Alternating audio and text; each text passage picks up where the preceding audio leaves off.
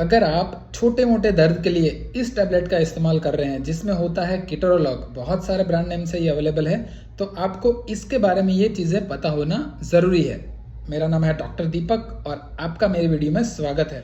कीटोरोलॉग एक एनसेड ग्रुप की दवा है और ये जैसे हम पैरासीटामोल खाते हैं बुखार के लिए, उसी ग्रुप की ये दवा है, लेकिन इसका पावर ज़्यादा है। किसको दिया जाता है? छोटे मोटे दर्द के लिए इसको नहीं दिया जाता। जिसको बहुत ज़्यादा मॉडरेट टू सीवियर पेन होता है, बहुत ज़्यादा पेन होता है, ऐसे मरीज को दिया जाता है। खास करके दांत के दर्द के लिए डेंटिस्ट इसका बहुत ज़्यादा इस्तेमाल करते हैं। अब ये टैबलेट और इंजेक्टेबल दोनों फॉर्म में अवेलेबल है। टैबलेट 10 मिलीग्राम की मिलती है और जो इंजेक्शन होता है वो 15 और 30 मिलीग्राम के पावर में आपको मिल जाता है।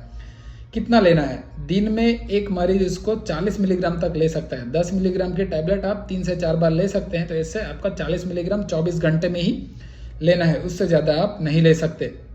दूसरा, 2 साल से कम उम्र के बच्चों को इसको देना कॉन्ट्राइंडिकेटेड है, नहीं दे सकते। अगर देने की ज़रूरत पड़ती है तो डॉक्टर के ऑब्जर्वेशन में इसे दिया जाएगा, ठीक है।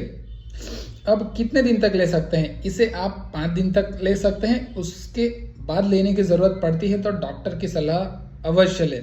अब किस प्रकार के दर्द में इसे यूज़ होता है? ज़्यादातर ये डेंटिस्ट दांत के दर्द के लिए यूज़ करते हैं, जोड़ों के दर्द के लिए भी इसको यूज़ कर सकते हैं। ऐसे मरीज जिनको बहुत ज़्यादा लंबे टाइम तक बहुत ज़्यादा दर्द होता है, जिसमें जो पैरासीटामोल होता है, डाइक्लोफिनाक होता है, एसिक्लोफिनाक होता है, ये सब डॉक्टर ने यूज़ कर लिया फिर भी दर्द नहीं जा रहा है, ऐसे मरीज को दिया जाता है, लेकिन संभाल कर देना पड़ता है। किसे नहीं देना है?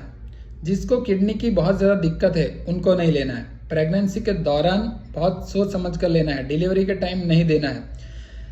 जो माएँ अपने बच्चों को दूध पिला रही है उनको नहीं लेना है। जिसको सीवियर एलर्जिक रिएक्शन है इस दवा से, उनको ये नहीं लेना है, ठीक है।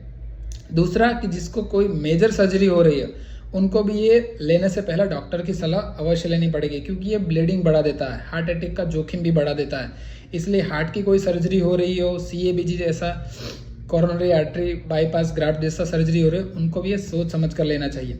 इसके साइड इफ़ेक्ट्स क्या हो सकते हैं? साइड इफ़ेक्ट्स में अगर बहुत ज़्यादा आप इस्तेमाल करते हैं तो आपकी एसिडिटी बढ़ जाएगी, आंतों में अल्सर हो सकते हैं, पेट में अल्सर हो सकते हैं, आंत फट भी सकती है।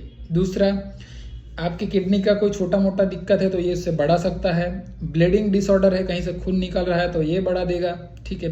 बहुत ज़्यादा इस्तेमाल कर रहे हो तो ब्रेन में स्ट्रोक आ सकता है, हार्ट अटैक का भी जोखिम बढ़ सकता है, उल्टी हो सकती है, पेट दर्द हो सकता है, ठीक है। ऐसे छोटे मोटे बहुत सारे साइड इफ़ेक्ट्स होते हैं, लेकिन ये आप अगर बहुत ज़्यादा इस्तेमाल कर रहे हो बिना ज़रूरत के, तब जाकर ये सब होता है। फिर भी आपको डॉक्टर की सलाह अवश्य लेना है। धन्यवाद।